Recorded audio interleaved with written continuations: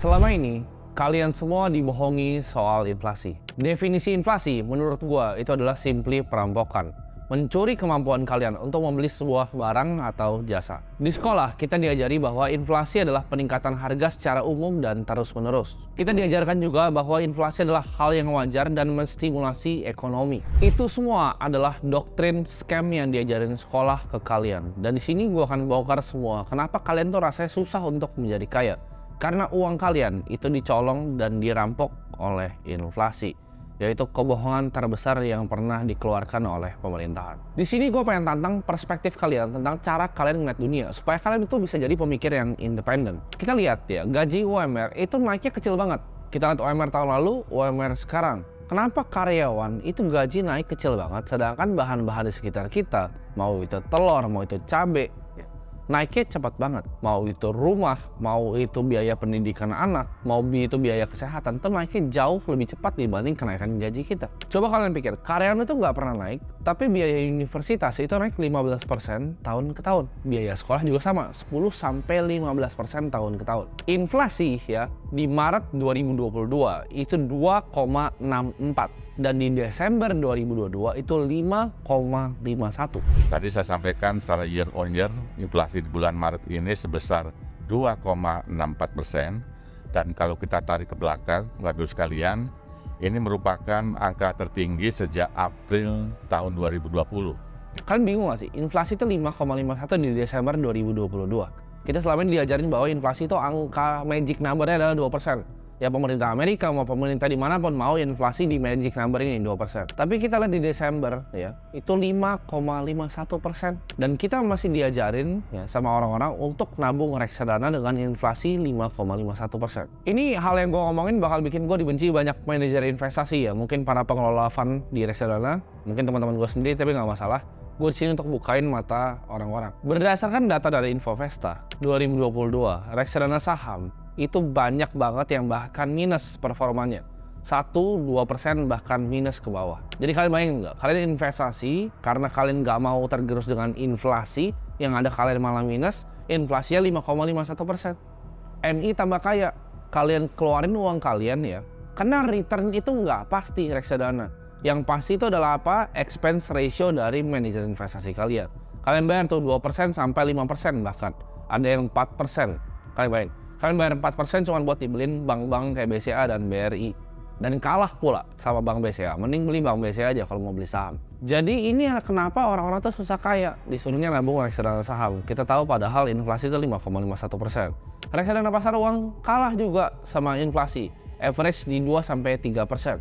Reksadana pendapatan tetap ya mungkin menang sedikit gitu. Kalian pilih ada 7%, ya kan ada 6%. Inflasi 5,51. Apalagi nabungnya deposito kayak orang tua zaman dulu, ya kan? 4%, 5%, kena pajak lagi, habis uangnya semua. Jadi kalian nggak bisa ngalahin inflasi dengan aset-aset kelas ini. Di sini sebenarnya gue berjuang untuk kalian bisa punya pemikiran sendiri. Jadi jangan dikasih tahu orang langsung kalian dengerin. Jadi banyak hal-hal seperti ini yang menurut gue bikin orang-orang tuh nggak tambah kaya. Karena mereka nggak punya edukasi, nggak punya informasi terhadap apa yang terjadi di dunia ini. Loh, terus mereka bingung. Gue investasi, gue uangnya nggak nambah. Gue sisihin kok rajin 10% tapi uangnya nggak nambah.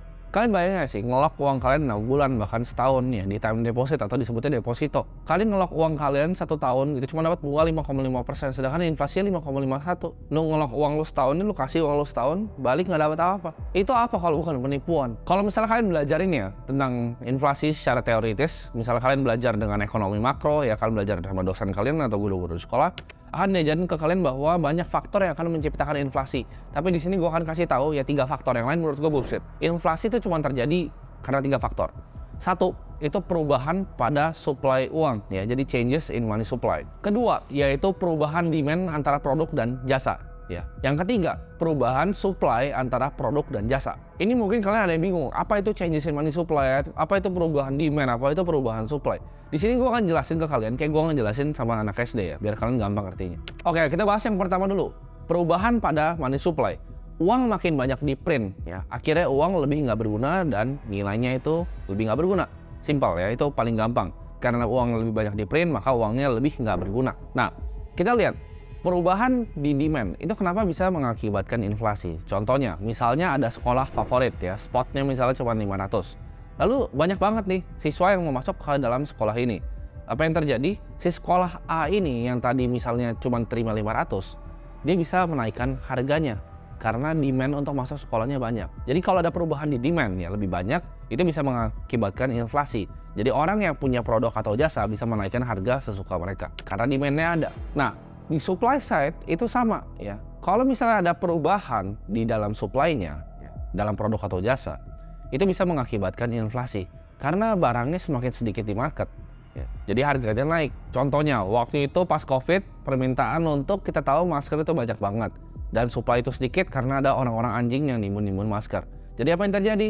Ya, harga masker naik gila-gilaan karena supply-nya itu ditimbun. Jadi 3 faktor itu, perubahan di uangnya sendiri makin banyak, makin nggak berguna, demand orang makin banyak, barangnya sedikit, dan supply-nya, perubahan pada supply. Orang yang bisa bikin produknya itu lebih sedikit, sedangkan demand-nya banyak. Itu hal-hal yang bisa membuat harga itu naik atau inflasi. Di sini gua akan jelasin ke kalian kenapa cara hitung inflasi itu biasanya misleading atau yang bisa disebut CPI atau Consumer Purchasing Index itu misleading. Ini gua gambaran aja ya, ini gua nggak bahas yang di US, gua akan bahas di Indonesia dulu. Kita lihat rumah di sini, misalnya di Alam Sutra ya. Di Alam Sutra itu rumah mungkin 20 tahun lalu harganya cuma 150 sampai 200 juta. Sekarang rumah yang sama, rumah kecil yang sama itu harganya bisa 3 miliar. Bahkan itu hanya nilai tanahnya aja, bukan bangunannya. Kenapa? Apakah itu rumahnya makin bagus? Apakah itu rumahnya makin mewah? Apakah harga tanahnya naik? Atau rupiah kita yang melemah? Coba kalian pikir, kalian tanya sama diri kalian sendiri. Dari harga 150 juta sampai 3 miliar. Orang-orang yang beli rumah mungkin 20 tahun lalu akan mikir, oh gue jenius, ya kan? Gue pintar banget, gue bisa beli rumah, cuan. Jadi dia ngajarin semua anaknya untuk beli rumah. Kita cicil ke bank, kita bayar KPR, kita bayar bunga berkelanjutan ke bank sampai mampus. Karena dengan ekspektasi akan hal yang sama akan terjadi. Itu bukan rumahnya yang tambah bagus, bukan rumahnya yang tambah mahal, tapi rupiah kita yang sebenarnya melemah. Mata uang kita yang kita pegang itu yang melemah. Inflasi itu banyak dihitung ya di US pakai CPI atau Consumer Purchasing Index. Simpelnya, CPI itu adalah sebuah basket ya, indeks antara produk dan jasa yang digabung untuk membentuk sebuah angka. Yang waktu itu sempat sampai 9,1%. Tapi menurut gue ini misleading dan datanya ini dibuat-buat. Kenapa? Karena ada 2 faktor yang nggak dimasukin. Yang pertama itu adalah housing market, ya, perumahan. Dan yang kedua adalah healthcare atau kesehatan. 2 ini nggak masuk ke dalam basket CPI. Kalau masuk mampus itu nggak 9,1. Ini buat konteks ya, kita tahu di Indonesia ya millennials ataupun Gen Z yang pertama kita mau coba kerja, mungkin udah fresh graduate ya kan, bahkan ada yang sampai level mungkin manager, bahkan ada yang kerja di misalnya Big Four consulting firm gitu. Tapi kita tahu apa yang terjadi, mereka semua sama-sama nggak bisa beli rumah. Dari yang UMR sampai yang kerja di consulting firm itu semuanya nggak ada yang bisa beli rumah. Kenapa? Karena harga rumah sudah tidak masuk akal di Indonesia. Harganya sudah terlalu tinggi. Nah ini kalian mungkin akan dapat sedikit hint nih ya. Gue kasih hint ya. Pada tahun 1971, pas gue selalu bilang ya, Presiden Richard Nixon itu lepasin US dollar dari gold standard, yaitu di saat fiat itu udah floating aja, udah sampah gak ada gunanya. 1971, ya, harga rumah di Amerika itu 2,5 kali dari income tahunan. Ada yang tahu nggak angka itu 2022 terakhir itu berapa? Kan 2,5 kali tuh ya, 2,5 kali dari gaji tahunan. Misalnya gaji tahunan itu let's say on average $60.000. Jadi harga rumah tuh biasanya $120.000. Sekarang ya, itu bukan 2,5 kali di US, tapi 7 kali dari income tahunan. Kalian pikir nggak? Orang udah nggak bisa beli rumah di Amerika, sama. Jadi ini deritanya nggak cuma di Indonesia.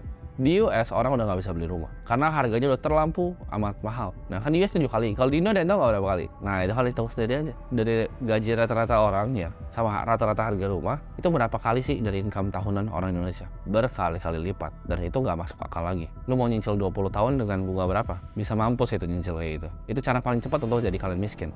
Dan itu yang didoktrin sama orang tua kalian sendiri. Nggak boleh nikah kalau nggak beli rumah ya kan. Kalau belum beli rumah nggak ada tempat. Ya. Itu belajar dari mana? Ya. Harus punya rumah. Sewa aja nggak ada masalahnya kok. Emang kenapa kalau kalian sewa? Gitu. Jadi kalau duit kalian belum bener-bener banyak, kapan lu beli rumah? Jadi banyak hal-hal kayak gini yang diajarin orang untuk bikin orang tuh makin miskin. Salah satunya adalah beli rumah. Lu nggak tambah kaya kok dengan beli rumah. Itu uangnya melemah, bukan rumah lu yang naik harganya. Ya. Jadi rumah tuh cuma capital gain 3-4%. Lo bisa bayangin nggak sih lu beli rumah 2 miliar, terus orang kan bilang, oh tapi kan rumah nanti bisa disewa. Lu beli rumah 2,5 miliar, lu sewa 50 juta, itu istimewa di mana? Sebulan cuma dapat berapa lo? Udah itu ntar kalau ada yang rusak dia telepon lo, itu investasi di mana? Gua nggak ngerti itu investasi di mananya. Kecuali lu mau ngomong lu bangun real estate itu kayak lu ada added value, lu bikin beach club kayak lu bikin misalnya office building ya kan, lu sewain office.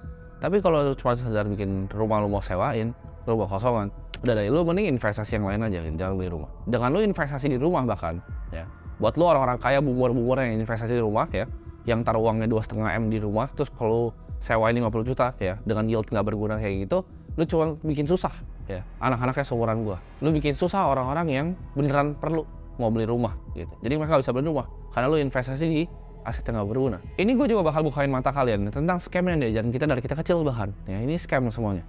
Kita diajarin dulu, ingat nggak, piramida kesehatan ya, nanti gua akan tunjukin di sini. Ya ini adalah piramida yang diajarin waktu SD. Di bawah itu ada, kan kalian perhatiin tuh ya kan, ada gandum, ada nasi. Jadi di bawah tuh kan ada karbo tuh kan, nasi ya kan, ada gandum, ada roti.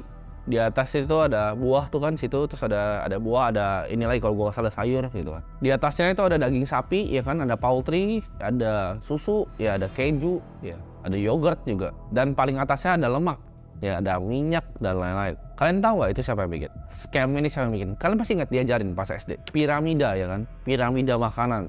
Ini gue nggak tahu ya, pemerintah tuh selalu nyalain orang. Kalau misalnya harga barang tambah mahal, mereka nyalain orang. Padahal itu mereka yang bikin.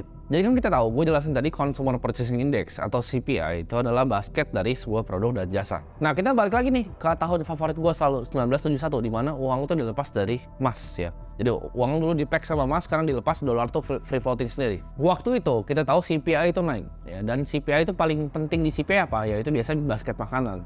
Cara turunin gimana? Gimana caranya dia dorong itu turun CPI-nya. Ini lu boleh cari di buku sejarah, lu boleh cari di Google ya.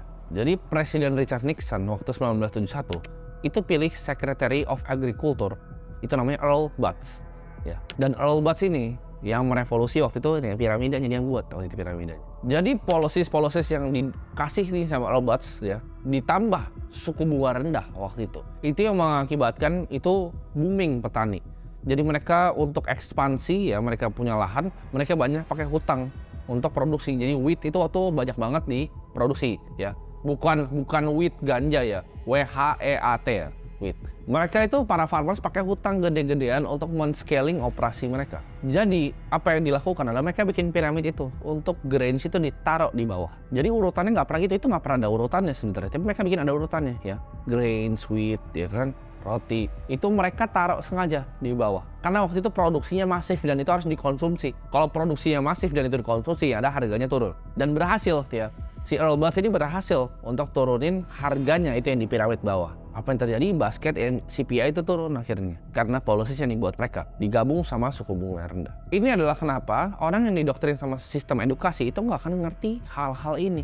Ini udah diprogram di otak kita dari kita kecil, bahkan piramidnya, inflasi itu nggak masalah gitu. Inflasi itu perampokan, bangun. Kita mesti jadi pemikir independen buat mikir kenapa gaji gua nggak naik ya. Ini gila banget, harga barang naiknya gila banget gitu. Kenapa ya inflasi itu dibilangnya cuma 5%? Padahal kita tahu harga rumah naiknya nggak segitu. Sistem keuangan dan moneter dunia ini itu rusak. Kita bayangin nggak sih, 2021 itu di print 40% US dollar yang beredar. 40%. Ya, jadi faktor pertama yang gue bilang tadi, itu udah terjadi. Waktu itu orang bilang, oh nggak akan inflasi. Lu lihat sekarang kemarin CPI sampai 9,1. Itu no-brainer gitu. Dengan lu ngeprint uang sebanyak itu pasti ada dampaknya. Karena yang pertama gue bilang tadi, changes in money supply. Itu yang paling berdampak pada inflasi. Karena uang US dollar itu nggak ada backingannya, nggak ada emasnya di belakangnya. Itu cuman kertas ya. Fiat itu cuma kertas yang nggak berguna. Kalian bisa bayangin nggak sih kalau hidup di dunia ini sebagai orang miskin? Udah kalian tahu nih kertas ini nggak ada gunanya, cuma di print dari angin. Kalian nggak bisa punya bahkan kertas. Gue yakin ya, kalau semua orang di dunia ini sadar akan hal ini, itu akan terjadi revolusi besok pagi. Nah, kan kita pikir, alasan apa yang dia harus punya untuk bisa mencetak 40% uang tadi? Yaitu penyakit yang waktu itu nutup satu dunia. Jadi apakah penyakit yang cuma kedok untuk bisa ngeprint uang? Ya kita nggak tahu jawabannya. Gini deh, biar simpel. Gue bilang kan revolusi besok pagi. Coba gini, semua harga barang di dunia ini, ya misalnya jadi ada Aqua gitu kan, ada Indomie. Aqua sekarang sama 10 tahun lalu itu ada harganya tuh. Jadi ditempel ada labelnya. Harga sekarang berapa, harga 10 tahun lalu berapa. Sama bakso, lu belanja bakso di Bangkoknya ada harga sekarang berapa, 10 tahun lalu berapa. Rumah juga sama, lu lihat ruko tuh harga sekarang berapa, 10 tahun berapa. Itu menurut tuh nggak ada yang mau Indonesia besok pagi. Demo itu rusuh semua. Mereka akan kaget. Anjrit, itu uangnya jauh banget gitu loh. 10 tahun lalu kok segini, sekarang segini. Uang gue nggak ada artinya dong kalau gue nabung. Jadi apakah pertanyaannya ya investasi di saham, di reksadana ya. Saham beberapa bisa lah ngalahin inflasi. Reksadana ya, apakah bisa ngalahin inflasi? Emas apakah bisa ngalahin inflasi? Deposito apakah bisa ngalahin inflasi? Surat hutang negara bahkan apakah bisa ngalahin inflasi? Jawabannya tidak. Inflasi real berapa? 5%? Yakin. Itu bahkan yang dikasih sama pemerintah, yang ditaruh itu 5%. Apa kalian yakin real inflasi 5%? Gue sih enggak. Hitungan gue ya, cost of capital di Indonesia itu 15% angkanya. Itu bukan 5%, itu 15%. Karena pendidikannya 15%. Ya, jadi gue struktur keuangan gue untuk menghadang inflasi 15% ini. Udah nggak bisa 2%. Lu mau diajarin sama orang reksadana, oh iya kan kita akan nabung segini, nanti kita pakai 4% lu dikali 25 kali dari gaji tahunan. Including aku juga ngajar kayak gitu waktu itu. Tapi itu adalah hal yang salah, karena sekarang sistemnya udah berubah. Sistemnya udah nggak 2% inflasi lagi. Lu 4% lu gimana caranya ya? Lu ngambil 6-7%, ya 4% lu tarikin, itu miskin lu kalau tarik 4% sekarang. Karena inflasinya, real inflasi cost of capital ya, itu adalah 15%, bukan 2% lagi. Nah, jadi gamenya adalah gimana caranya kita bisa ngalahin hurdle rate itu ya. Cara lu ngitung discounted cash flow sekarang udah berbeda, risk free rate-nya udah nggak kayak zaman dulu. Kalau kalian lihat orang cuan di saham 10%, 15%, it's very good return. Susah banget untuk dapetin 10-15% di saham. Tapi apakah mereka tambah kaya? Enggak. Ya mereka tuh sama sebenarnya sama cost of capital. Kalian perhatiin ya, growth-nya saham 10-15% sama growth-nya M2 money supply. Itu sejajar. Jadi apakah mereka tambah kaya? Enggak. Orang ngeliat mereka tambah kaya karena orang-orang ini semuanya tambah miskin. Mereka aja mas stay ya dengan uangnya sama tubuhnya. Mereka nya stay sejajar. Lu pada nggak investasi ya makin miskin. Jadi investasi di saham itu nggak bikin kalian makin kaya. Itu bikin kalian sama dengan pace inflasi. Tapi yang lain semuanya makin miskin. Karena compounding interest itu bekerja dua arah. Kayak pedang mata dua. Itu bisa ke atas dan bisa ke bawah. Maksudnya apa? Kalau kita hitung bunga majemuk 15% cost of capital tahun ke tahun, setiap 3 tahun uang lu setengah. Kok setengah bukan 42%, itu bunga majemuk, lu pelajarin. 15% tahun ini, 15% tahun depan, dari 15%-nya, dari 15% lagi dari 15% yang sebelumnya. Itu 50% ke atas. Uang kalian dalam 3 tahun itu tinggal setengah. Nah kalau gue umumin gitu ya, orang panik semuanya. Tapi kalian nggak lihat tuh harga barang-barang kalian. Kalian nggak lihat harga makanan kalian. Kalian nggak lihat harga cabai. Kalian nggak lihat harga universitas. Itu 15% naiknya semuanya. Tinggi banget per tahun. Dan lo ekspektasi lo mau jadi kaya dengan kayak gini investasi ya, nggak bisa ya. Jadi kalau lo ibarat punya uang nih 10 juta tahun ini, 3 tahun lagi tuh harganya jadi 5 juta. Soalnya lo nggak sadar aja. Terus kenapa rasanya nggak bisa kaya-kaya? Karena itu lo nggak ngerti ya. Jadi hurdle rate itu 15%. Carilah aset yang bisa ngalahin 15% itu. RDPT bahkan reksadana saham itu nggak akan ngalahin scam inflasi ini. Lo kalau jadi orang Argentina ya, lo beli Argentina peso gitu kan. Terus lo jadi orang di sana, yuk kita kerja keras, kita nabung. Kita nabung di surat hutang negaranya Argentina. Apa yang terjadi? Lu miskin, mampus, devaluasi. Currency lu 50 kali ke bawah. Mampus lu bener-bener kalau tinggal di Argentina dan lu nabung surat hutang. Karena currency lu nggak ada artinya. Nah, kita butuh solusi lain. Hal inilah yang bikin pemikiran gue mikir gitu. Gue butuh aset kelas alternatif. Karena gue jujur gue di saham cuma 22% waktu itu tahun ke tahun. Ya gue sedikit di atas inflasi, 7% di atas inflasi. Tapi apakah gue mau 7% untuk jadi kaya? Gue butuh lebih. Gue butuh mungkin 24%, gue butuh 30%. Ya, atau 28% atau 25%. Nah dari video ini yang gue harap dari kalian mulai mikir ya, jadi kalian bisa keluar nih dari sistem perbudakan modern gue sebutnya. Jadi dunia ini tuh sistem perbudakan tapi modern. Kalian nggak ngerasa dibudakin tapi kalian sebenarnya dibudakin. Gaji pas-pasan terus bayar cicilan sampai pusing gitu kepala. Setiap hari mikir harus kerja, harus bayar cicilan. Karena kalian nggak ngerti ini sistem keuangannya. Game yang kalian mainin kalian nggak tahu aturannya seperti apa. Kalian jangan mau lah dibullshit-bullshitin lah. Jadi anak muda tuh mental health lah, mental tempe lah, mental inilah. Kita harus kerja keras ya. Hidup itu bukan kompetisi lah. Itu siapa yang ngajarin kalian hidup bukan kompetisi ya, waktu inflasi 15%? Di suatu lomba contohnya. Kita sebut apa emang orang yang kalah? Pemenang kah? Ya, winner. Kita sebutnya loser kan, suatu kompetisi. Dan ini kompetisi yang sama. Dunia ini adalah kompetisi dari sebuah kapitalisme, sebuah sistem kapitalis. Ya. Siapa yang kalah dari perlombaan sistem kapitalis? Ya pecundang, loser. Jadi jangan jadi pecundang lah di hidup ini. Kita harus belajar untuk jadi pemikir yang independen dan punya opini sendiri. Nggak gampang didoktrin sama media ataupun edukasi scam.